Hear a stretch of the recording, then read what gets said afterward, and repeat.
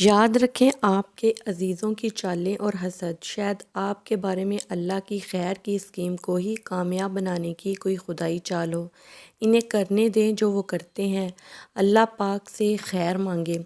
اللہ اپنی اسکیم میں مداخلت پسند نہیں کرتا، وہ اپنے ٹارگٹ تک بڑے لطیف اور غیر محسوس طریقے سے پہنچتا ہے۔ یوسف علیہ السلام کو بادشاہی کا خواب دکھایا، باپ کو بھی پتہ چل گیا کہ ایک موجودہ نبی ہے اور دوسرا مستقبل کا، مگر دونوں کو ہوا تک نہ لگنے دی کہ یہ کیسے ہوگا۔ خواب خوشی کا دکھلایا اور چکا غم کا چلایا۔ یوسف علیہ السلام 2 کلومیٹر دور کنویں میں پڑے ہیں اور خوشبو نہیں آنے دی۔ اگر خوشبو آ گئی تو باپ رہ نہیں سکے گا، جا کر نکلوا لے گا، جبکہ بادشاہ کے لیے سفر تو اسی کنویں سے لکھا گیا تھا۔ اگر اللہ سمجھا دیتا تو بھی اخلاقی طور پر بہت برا لگتا کہ ایک باپ اپنے بیٹے کو بادشاہ بنانے کے لیے اسے کنویں میں ڈال کر درخت کے پیچھے سے دیکھ رہا ہے کہ قافلے والوں نے اٹھایا ہے یا نہیں، لہٰذا سارے انتظام اپنے ہاتھ میں رکھے۔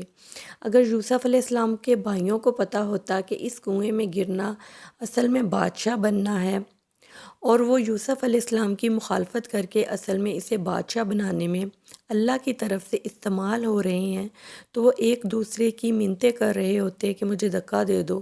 یوسف علیہ السلام عزیز کے گھر گئے تو نعمتوں بھرے ماحول سے اٹھا کر جیل میں ڈال دیا کہ انا مال اسری یسرا۔ جیل کے ساتھیوں کی تعبیر بتائی تو بچ جانے والوں سے کہا کہ کیس کا ذکر کرنا بادشاہ کے دربار میں، مگر مناسب وقت تک یوسف علیہ السلام کو جیل میں رکھنے کی اسکیم کے تحت شیطان نے اسے بلائے رکھا۔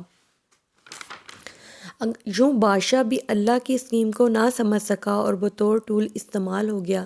اگر اس وقت یوسف علیہ السلام کا ذکر ہو جاتا تو یوسف علیہ السلام سوالی ہوتے، اور رب کو یہ پسند نہیں تھا کہ اس کی اسکیم میں بادشاہ کو سوالی بن کر آنا، اور پھر بادشاہ کو خواب دکھا کر سوالی بنایا، اور یوسف علیہ السلام کی تعبیر نے ان کی عقل و دانش کا سکہ جما دیا۔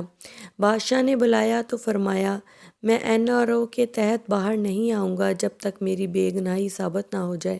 عورتیں بلوائی گئیں، سب نے یوسف علیہ السلام کی پاک دامنی کی گواہی دی، اور مدعیہ عورت نے بھی جھوٹ کا اعتراف کر کے کہہ دیا کہ انا راودت عن نفسی وانہ لمن الصادقین۔ وہی قحط کا خواب جو بادشاہ کو یوسف علیہ السلام کے پاس لایا تھا، وہی قحط ہانکا کر کے یوسف علیہ السلام کے بھائیوں کو بھی ان کے دربار لے آیا اور دکھا دیا کہ یہ وہ بے بس معصوم بچہ ہے جسے تمہارے حسد نے بادشاہ بنا دیا۔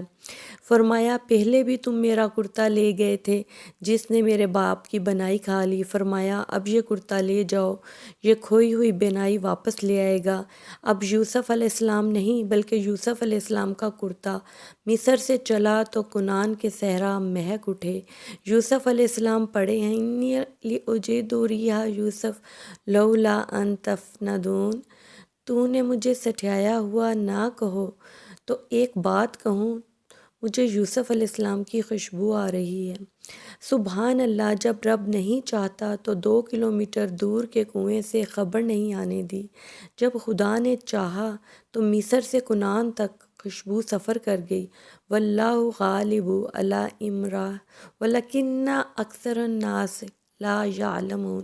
اللہ جو چاہتا ہے وہ کر کے ہی رہتا ہے، مگر لوگوں کی اکثریت یہ بات نہیں جانتی۔